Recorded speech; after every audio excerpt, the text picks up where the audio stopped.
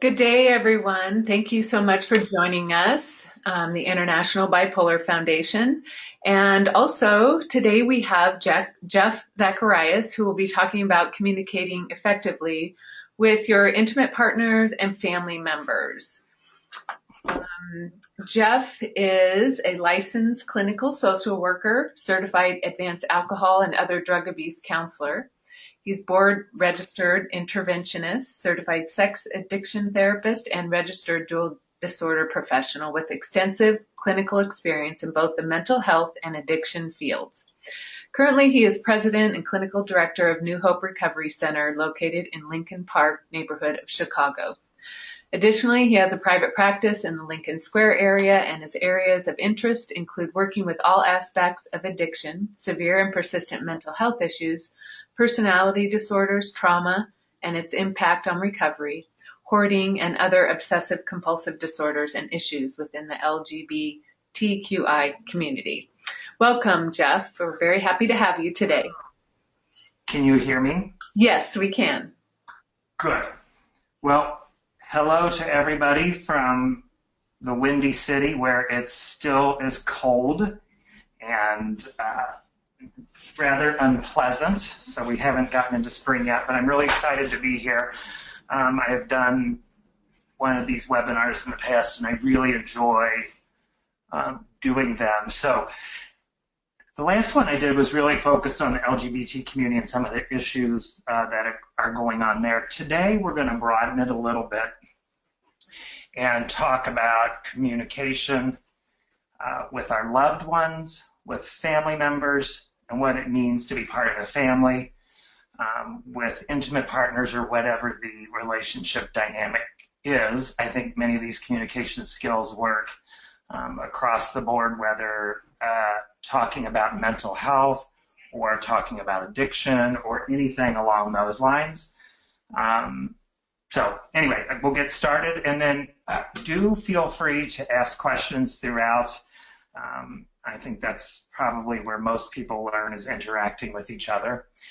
And also, at the end of it, if you have questions after this hour is over, feel free to email me or call me, and I'm glad to talk offline and try to respond to my emails within 24 hours, if not the end of the business day. So one of the things that I think is really important, again, when we're talking about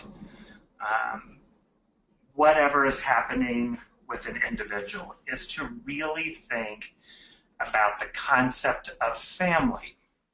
Family, for me, and the work that I do, has a much, much broader definition of family, instead of family of blood, so your parents, your grandparents, those individuals, but a family of choice. So many of the clients I work with are, again, many of them are LGBT, but everybody I work with is impacted by mental health in some way, shape, or form. And one of the things that's helpful to talk about is, of course, what your family of origin was like. But as a social worker, I want to look at what's going on right in front of me, right when the person is presenting in my office. So we also are talking about family of choice, because many of our clients, whether due to mental health issues or addiction issues or some acting out behaviors, what it might be, the family of blood may have distanced themselves. They could be experiencing a great deal of shame themselves and not able to comprehend what's going on with the individual. So the clients start to develop these families of choice, which is who is supportive of you in being well. So it could be a broad range of people. It could be your therapist. It could be your support group. It could be your 12-step group. It could be a bipolar support group, a depression support group, the neighbor, a partner. So family, we have to think of family, I think, in much broader terms these days, and really look at family of choice and family of blood. And what I have seen in my work is when I offer the clients that as an option, what would it be like to involve your family in treatment? They often start to shrink away and shut down and not want to participate. But when you broaden the definition to family of choice, it really connects a person on a much more intimate level, and I think lets the person know that you want them to feel safe, you want them to be well, you're able to be flexible and expand your definition of family. So again, the discussion of family of choice, family of blood, I think is vastly important. If the client is not able to identify any family in their life, you have an opportunity to get them to think a little more broadly. So that's a really great discussion to have. I think it's also important in today's society, we have to respect or think about what the concept of diversity and what diversity means in a family. Again, it goes to that family of choice. It could be a variety of things, but people now can, I hope that we can do this, give them the space to think outside the box, and we can respect diversity in terms of family. An area that I have seen this happen more is there are, at least here in Chicago, a lot of sort of polyamorous relationships happening where it's not just a two-way relationship. Sometimes there's a third and or a fourth in this relationship dynamic. And it's important to respect that diversity. Again, helping the client or the loved one to feel safe and like we're understanding them or trying to understand them. And again, the last statement on that slide is meeting a person where they're at. When I am meeting with somebody or a loved one in my life, I need to first listen to them and figure out where they're at with whatever is going on in their lives. Meeting a person where they're at and doing that sort of active listening is such a key skill. And getting people to connect to you, feel safe, and then helping them be well holistically. So, and the other part is what I call an iceberg visual. So if you've ever watched National Geographic and they're showing a fishing expedition in Alaska or something, when they show icebergs, what you see is this very small surface on the top that's above the water. And that's what usually the client or the loved one is telling me in the moment is the tip of that iceberg. That's the part that they want you to know, that they feel safest telling you. The work that I want to do is go underneath of that iceberg, which we know is a much larger structure. And so in going underneath of that iceberg, I can start looking at issues of family dynamics. What does family mean to you? Who do you get support from? Who do we need to help you get support from? What groups do you need to be involved in? Doctors, psychiatrists, therapists, that type of thing. So when you're working with a loved one or you're working with a client, envision that iceberg visual, and what they're telling you is really to the tip of the iceberg.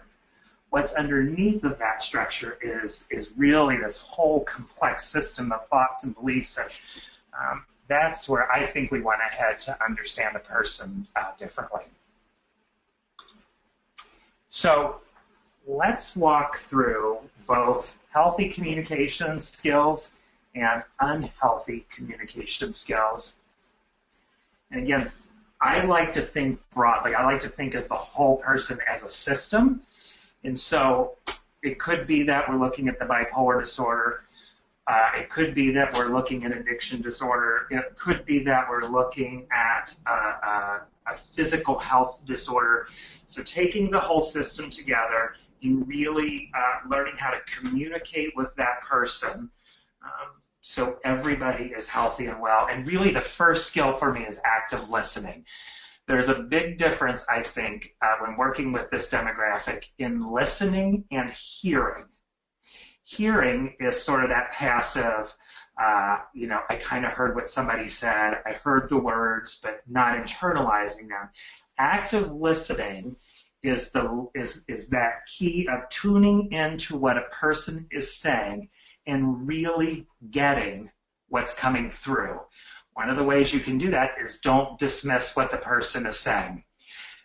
And then, one of the things that we know happens when people dismiss is other people feel invalidated. So if you say, oh, you shouldn't feel that way, or oh, you shouldn't cry, or oh, you should just, pick yourself up by the bootstraps, that doesn't help foster communication with someone who's in crisis. So it's not dismissing by that you should kind of mentality. Another piece of that is us as the clinicians or the loved one is not always looking for a solution for them. They may not need a solution. They may already have a solution worked out, whatever that might be. But again, it's that piece of they're wanting just to be heard. I understand what you're saying. I see what you're saying. Let me rephrase this to see if I understand what you're saying. If the person asks you for help in finding solutions, then that's the appropriate time to do that. But if they're not asking for solutions and they're just wanting to be heard, the best thing to do is just sort of sit on it until the time is appropriate, or maybe it's not appropriate at all. The other piece is to avoid interrogation. So often in family members and with loved ones, because we know the person so well, we feel like there doesn't need to be a filter kind of in what's being said. So family members, loved ones get into that interrogation place. What are you doing? Where are you going? When are you going to be home? Did you take your medicine? Et cetera, et cetera. And what we know of someone who has mental health issues, addiction issues, physical health issues, is when you start interrogating them, they're going to shut down. And once they shut down, the communication also shuts down. They may look like they're in the room hearing what you're saying, but they're not really in that place to internalize it. So work really hard not to get into interrogation. And another great tool is to paraphrase what's being said. So repeating back to what the person is telling you by saying, let me make sure I understand that. What I'm hearing is, then you fill in the blank. I want to understand what you're saying. Is this what you're saying? Fill in the blank. So a great way to communicate with them and them to begin to feel like you understand what's being said is to just re-paraphrase it. Just phrase it a different way, structure what you think they're hearing a different way, and give them that feedback. And then if it's the correct feedback, they're going to say, yeah, you got it. I'm so glad somebody understands what I'm saying. Or if you're paraphrasing it incorrectly, hopefully, if you've developed a good alliance, hopefully they'll say, no, you're not getting it. This is what I'm trying to say to you. So then it's that, sort of back and forth discussion. But paraphrasing is a great way to be active in the process. This slide goes a little bit on what we were just talking about, and that's the refraining from offering your input. And what I mean is offering input without being asked to offer input. So what we know, what we see with family members and with loved ones, again, remember, family of choice, family of blood, or people's partnerships, husbands, wives, civil unions, that sort of thing. People want to put in their input. Here's what I think you should do. This is what you should do. You need to do this. And that kind of communication does the opposite of what we think it's going to do. It actually shuts the person down. So refrain from the input. Simple and short is the way to go. When people are in crisis, right, when our family members or loved ones are in crisis, they're having a manic episode, they're having a major depressive episode, sometimes they're really not able to hear long-winded sentences and thought processes. They're just not in the place that they can hear that. So communication for me needs to be simple, short, not big words, very direct sentences that are reflective of what the person is saying, rather than you, the loved one, saying, here's what you should do. So that goes to limiting the input and having supportive conversations. I'm here to help you when you're ready. Why don't you let me know when the appropriate time is? If they're in crisis, saying, I see that you're having a hard time. I want to understand what's going on for you. what can I do to help? Not here's what you need to do to help.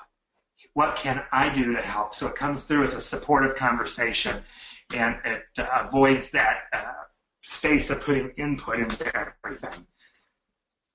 Another aspect of healthy communication really is to be calm, because when our loved ones and my clients are in crisis and need to be intervened on, they are in crisis, and we want to model for them calm behavior. So if a person's in crisis, a loved one's in crisis, and they're yelling, don't yell back, because that just forces the discussion to take a more heightened tone.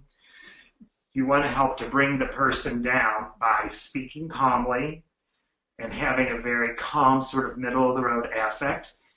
Your body language should be reflective of that, not puffing up your chest, not pounding your hands, sometimes it's really hard to do, but we have got to model for them. Here's what calmness looks like.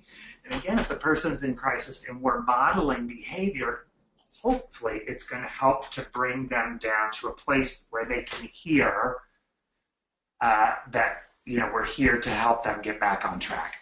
That's what I most often find with clients, because I work a lot with dual diagnosis clients. Most of my clients actually are some form of substance addiction, alcohol addiction, and then mental health issues. So, if the person is having a manic episode, they haven't taken their meds, maybe they've taken a stimulant that really sends the mania through the roof, I need to help them bring down that energy. And one of the ways that I can do that is by talking calmly and not letting them see any agitation or anything in my body. Although I might be feeling it, I work very hard to not let it come through. And so these skills will help you and help your loved ones to almost get back in the room where they can hear what you're saying. So modeling good communication skills and being very calm in your body, that kind of thing, is really important. This one goes back to what we talked about earlier, simple words and clarity. Simple words not meaning that the person is simple, but simple in that when they're in crisis, when they're having a decompensation, when they're having some sort of mental health break, when they're either under the influence of alcohol and drugs, we need to be able to communicate with them, but it needs to be simple, clear communication. Simple sentences and words work better for better processing. I statements. I think I statements are so vastly important, and I remind my clients and my loved ones all the time to use an I statement, because often they want to use the we statement. We did this, we should do this, we aren't going to do that.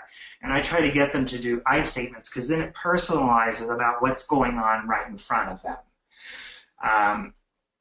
And sometimes when you encourage people to use those I statements, it almost helps break whatever episode is going on, because you get to reflect back to them. John Doe, here's what I heard. You were saying that we are going to do this, and then I'm able to interject and go, you know what, John Doe? I might like you to try saying I am going to do this. And it's almost a therapeutic alliance building exercise to get them to focus on self.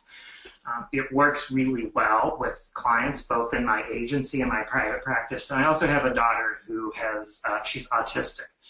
So using I statements is a very grounding exercise for her. And so it's such a simple tool, but it gets the job done. I think it's important in all of this to really respect the dignity of the loved one that's in front of us. Honoring who they are and what's going on, and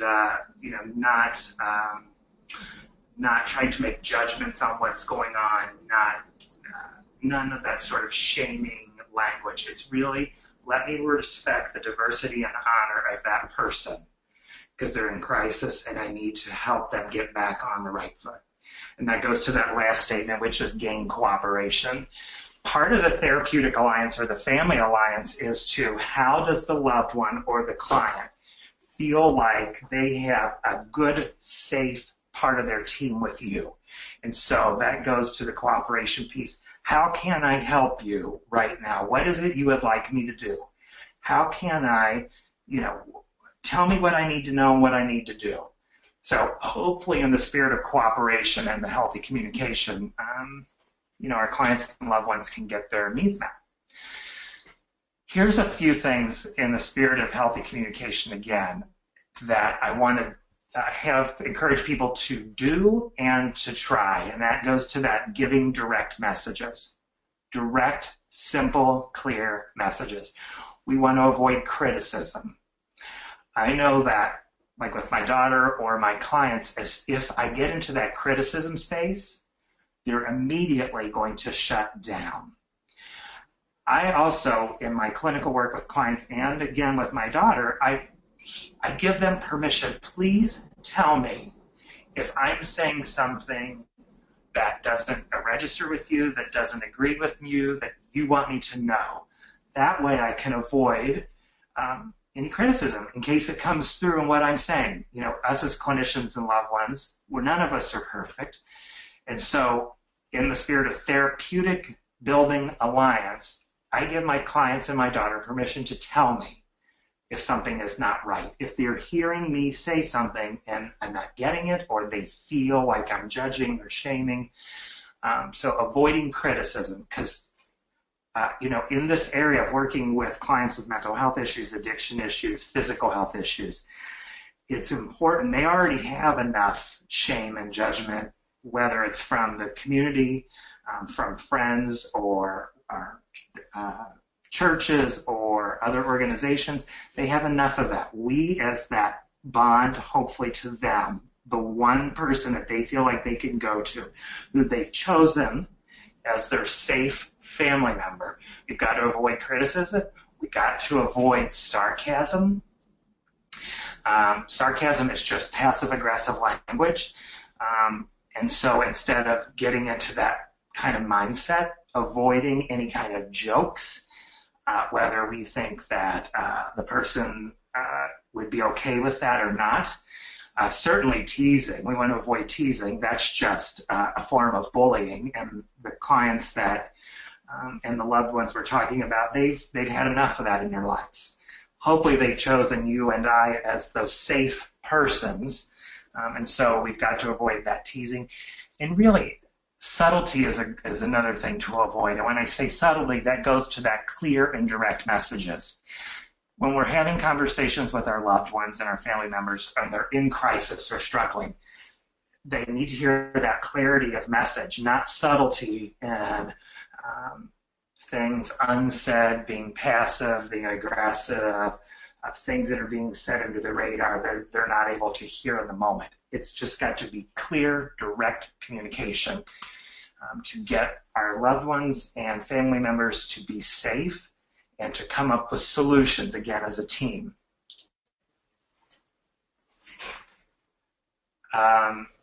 Avoiding arguments and heated communication. So us as loved ones, if we have a tendency to be argumentative, how do we avoid doing that so we don't feed into the client's distress, right? We want to bring their distress down.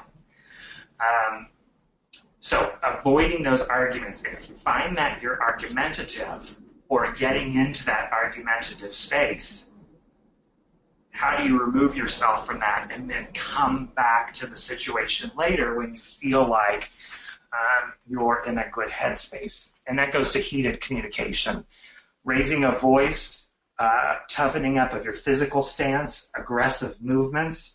Our clients and loved ones, they can't tolerate that. They see it and feel it as attacking or aggressive. So avoiding heated communications, and that oftentimes comes through in your vocal presentation. Again, we go back to reflect on what you're hearing. John Doe, this is what I think you're saying. Is this in fact what you're saying? And if it's not, help me to understand.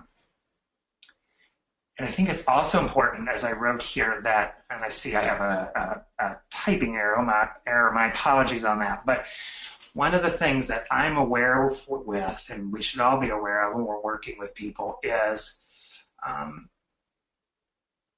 think of it in terms of a glass of water. So if you had a glass of water and you were pouring water into it and you just kept pouring, at some point that water is going to come over the edge of the glass. And oftentimes I feel like that's what the clients and loved ones I work with, what's happening with them. That when they're in crisis, that glass is full and right at the edge. And if we add anything more to it, it's going to be that thing that sort of sends them into another realm of distress. So I want to look for those things listed here. Are they having a depressive episode? Do we notice anything about their physical presentation? Their ADLs, have they changed? Are they not showering? Are they not bathing? Are they not calling people back? Are they not wearing clean clothes? Are they not haven't taken a shower, and that sort of thing? So looking for those signs of depression, looking for signs of intense anxiety. And everybody has anxiety. All of our loved ones, family members, they all have anxiety. And often the goal, I think, is not to get rid of depression or anxiety, because I'm not sure that's a possible goal. It is possible to help give our loved ones and clients those tools that they can use to decrease their depression and decrease their anxiety. But sometimes, if the client's not in the place to use those tools, we really need to keep a sign on the intense anxiety and how a loved one displays that. What is their method for showing they're feeling intense anxiety?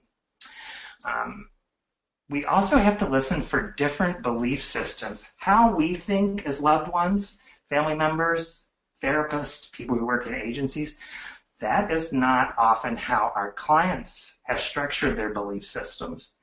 And that goes to the diversity of our clients and trying to understand different belief systems and meeting a client where they're at. Tell me what I need to know about you to work with you.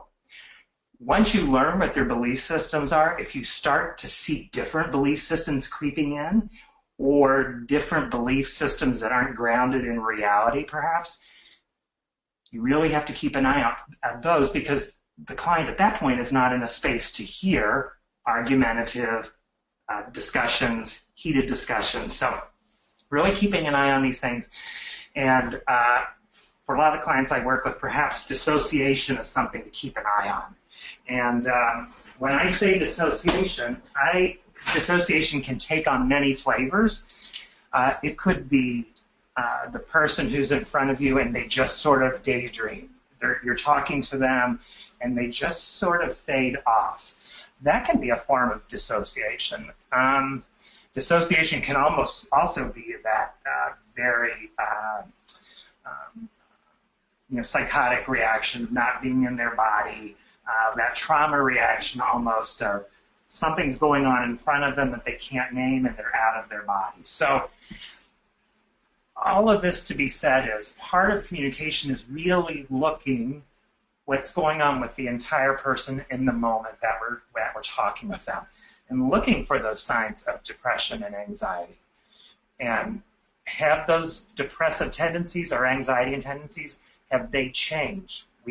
Loved ones, we know where people usually kind of ride. What's their baseline for distress tolerance?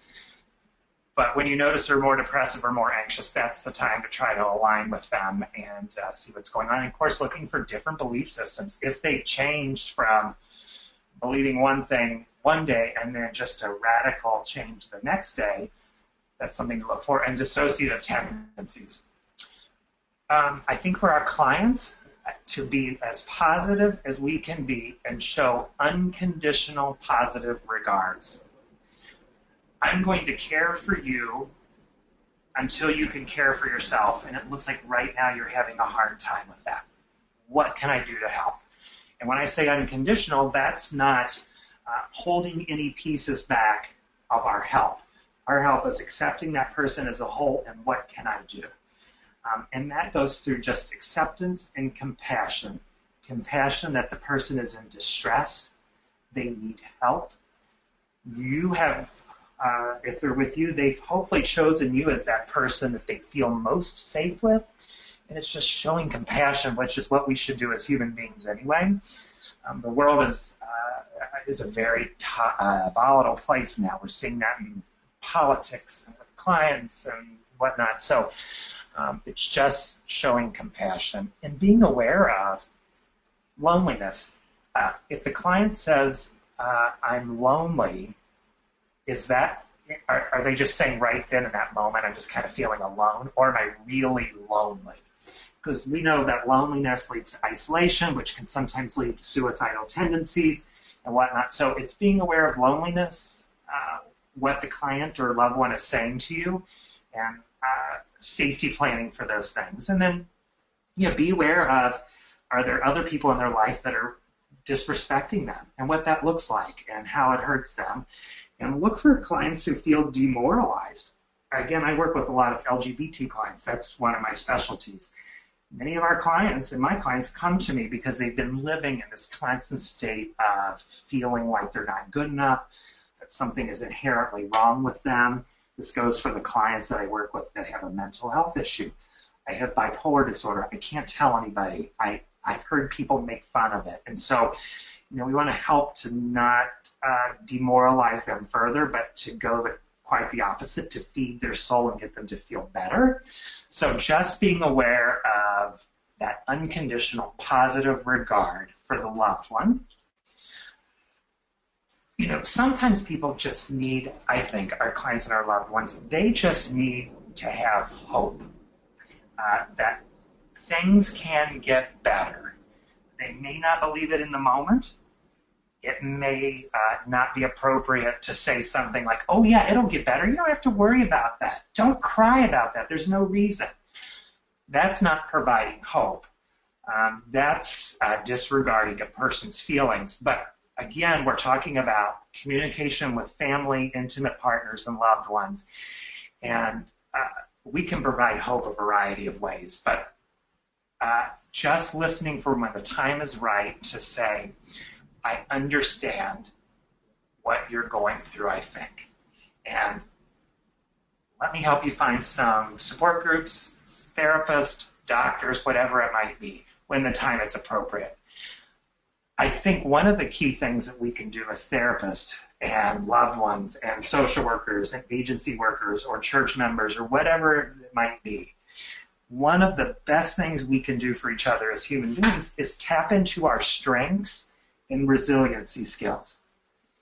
And many of our clients who have been diagnosed with a mental health issue or a chronic medical condition like HIV or whatever it might be, if you can tap into that survivor part of them, how did you do this? This is amazing. You have made it 50 years living with a chronic mental health issue, a chronic infectious disease. How did you do that? And when you can find what that is, or they can speak to that, then you can build upon that. But everybody has resiliency skills and has strengths that they can tap into. And all of us, whether you have the licensing or not, all of us are social workers with our community in some way. Social worker is a very broad concept. We're all social workers. And one of the social work skills they taught us from day one is tapping into a person's strengths and how do they rebound from crisis. I even do that in assignments with my clients and with groups that we do, is come up with your strengths, come up with your challenges. Let's try to take those challenges and flip them on their head and turn them into strengths. And giving praise is when it's appropriate. Everybody likes to hear, you're doing a really good job. Keep it up. Everyone likes that feedback. And again, when we're talking about family members, loved ones, our partners, when they have really chronic things going on in their lives, give them that feedback. I said earlier, I work with a lot of clients that have addictive tendencies, addictive compulsions, and then have mental health issues. And, for many of them, taking their medication, going to a support group meeting, and staying sober just for that day And I'm not saying just for the day from a 12-step perspective. I'm just saying, what we've identified as the challenges. When they don't engage in those challenges in one day, sometimes in the moment, that's all that they're capable of doing. And so we want to give them praise. You did a great job last night. You went to the baseball game and you didn't drink and you didn't act out and you took your medication. So giving that praise when it's appropriate. Everyone needs to hear that.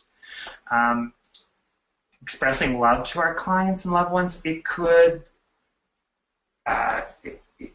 be the most important skill that we have. And listening for our loved ones, reflecting back to this, the theme of overgeneralization, which I often hear is no one loves me. Who could possibly love me?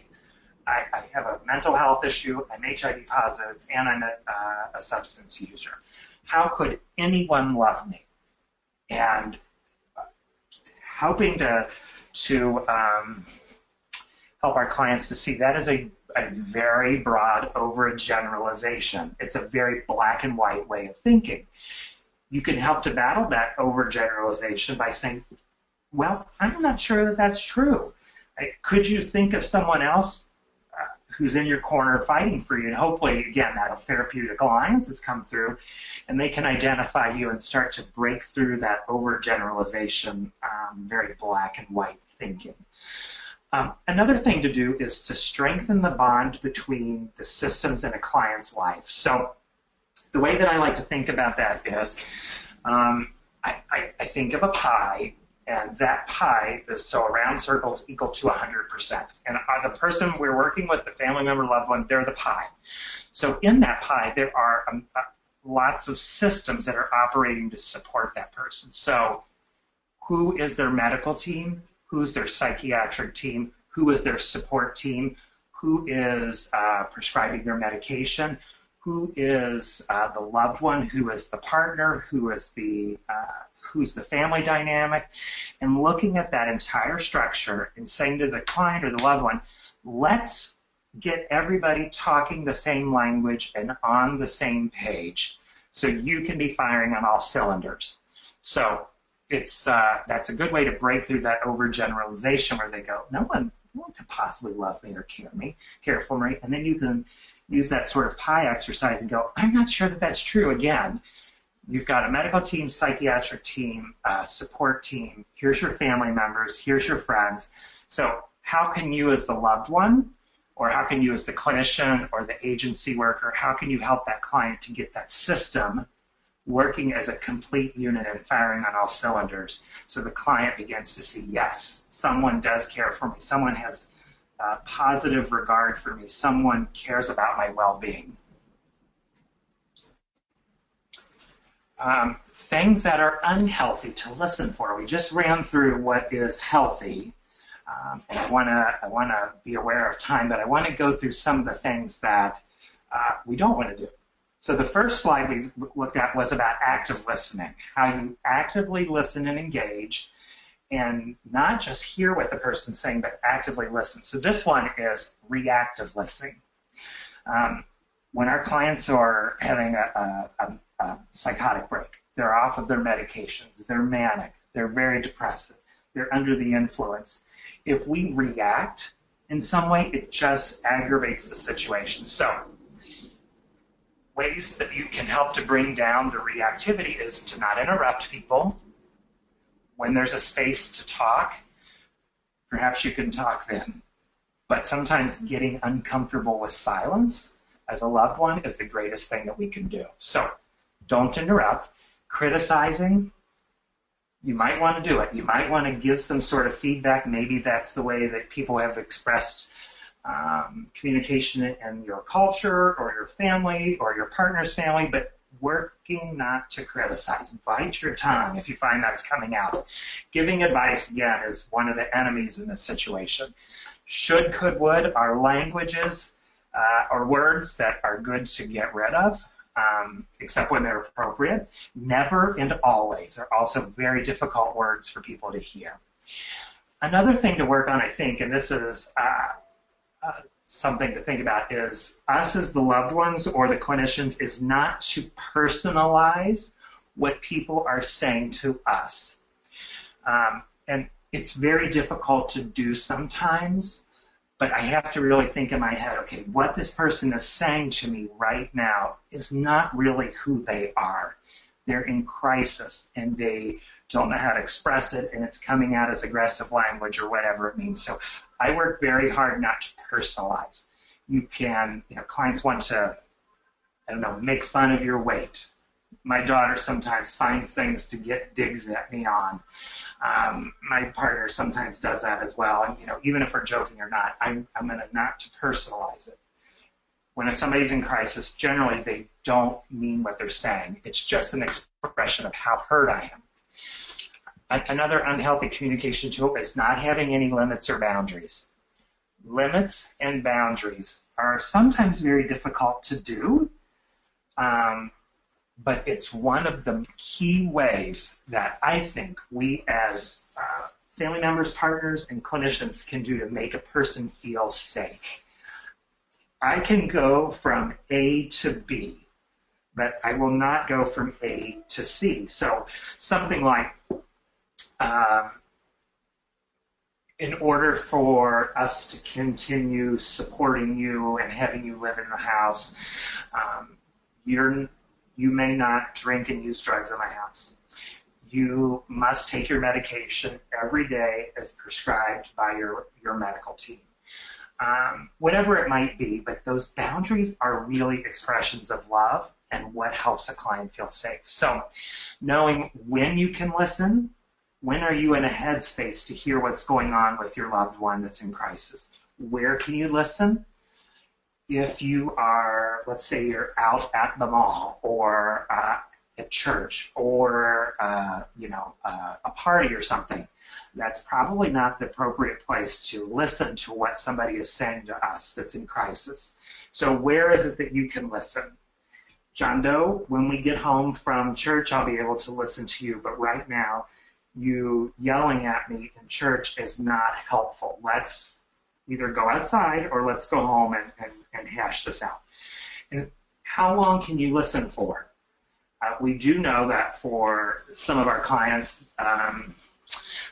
they can talk and yell and whatnot for long periods of time. And so at what point do you say to the person, I've listened to this for 10 minutes and I said that was what I would give you.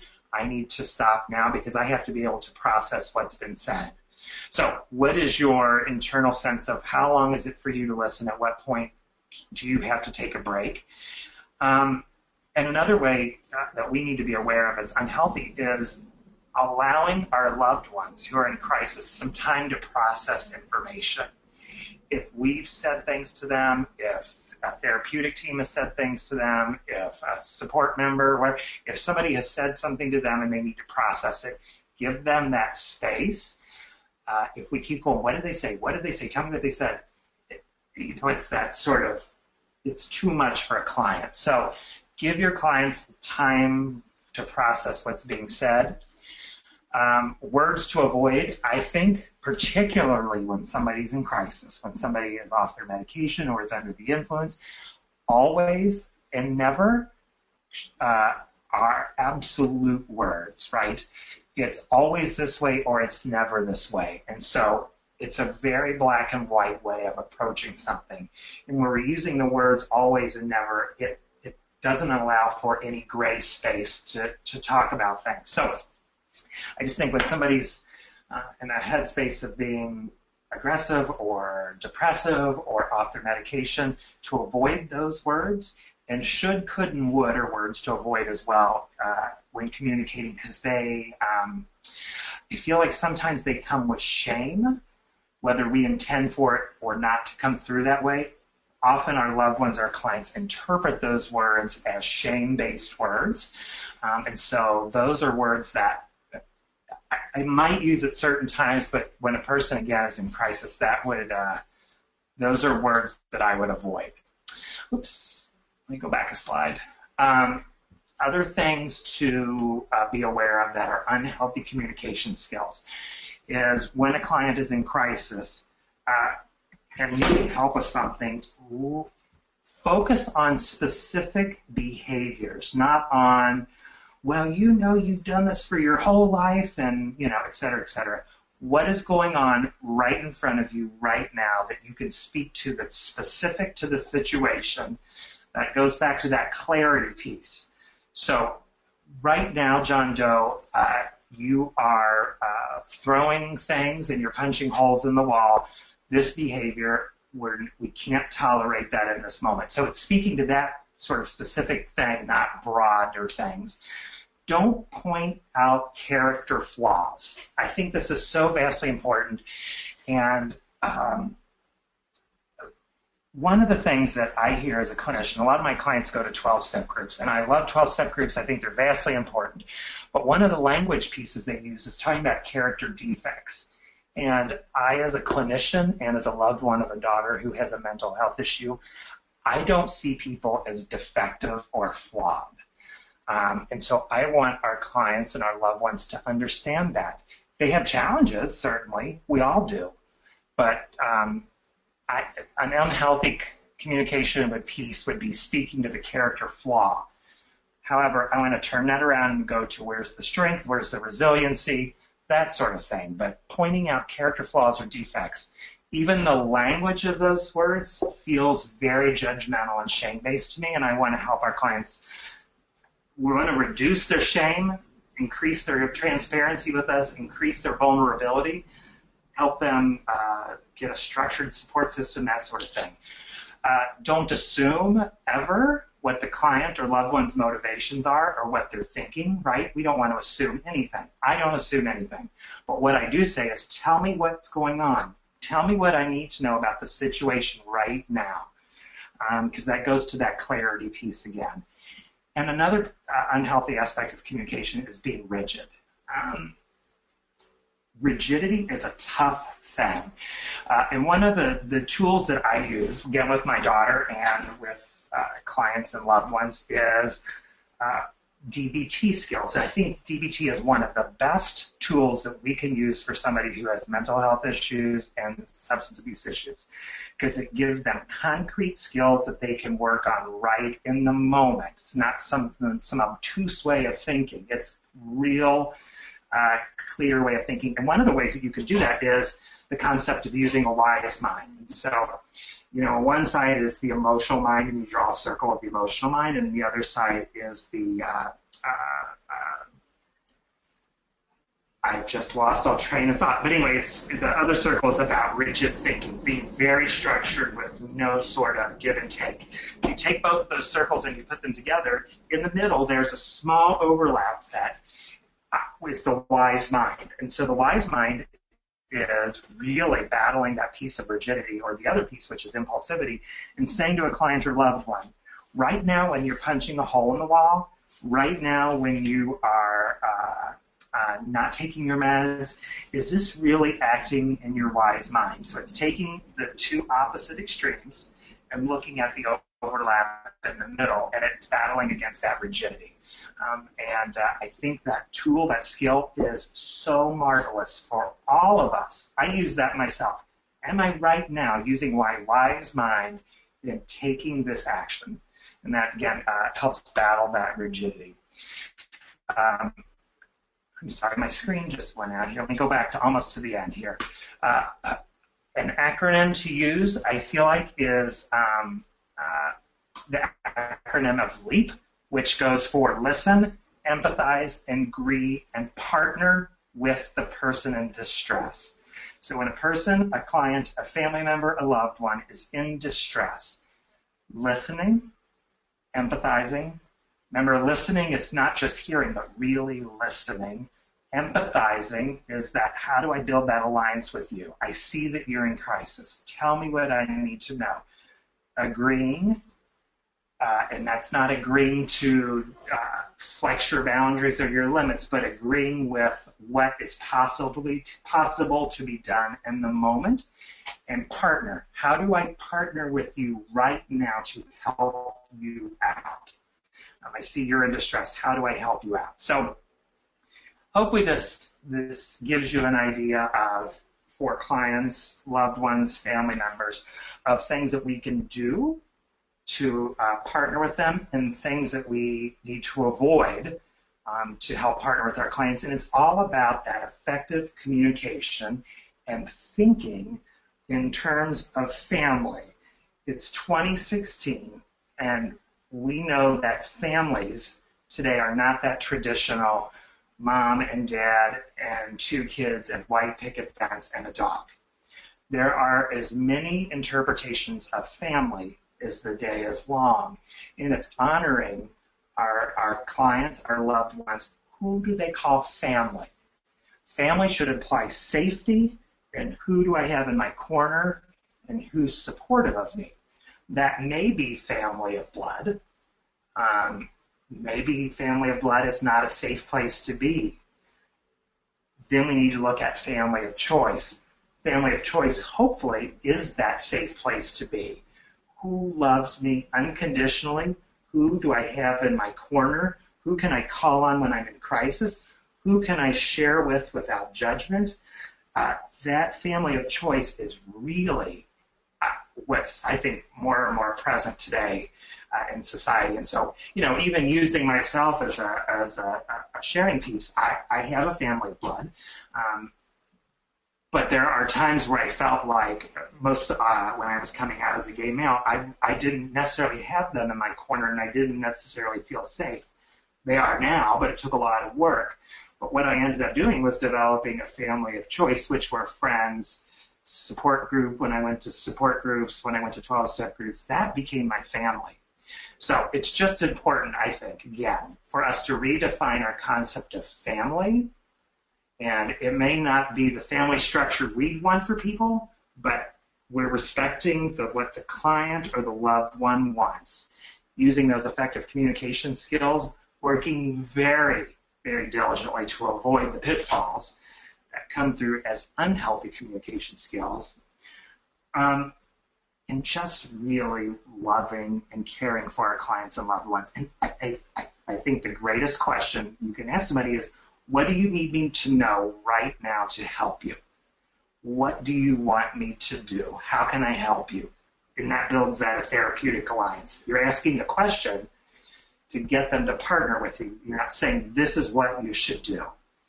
Instead, you're saying, what can I help you do right now? And that could be a variety of things. It could be going to the Walgreens and getting a medication box where you help them get their pills lined up each day so they're taking their medication correctly.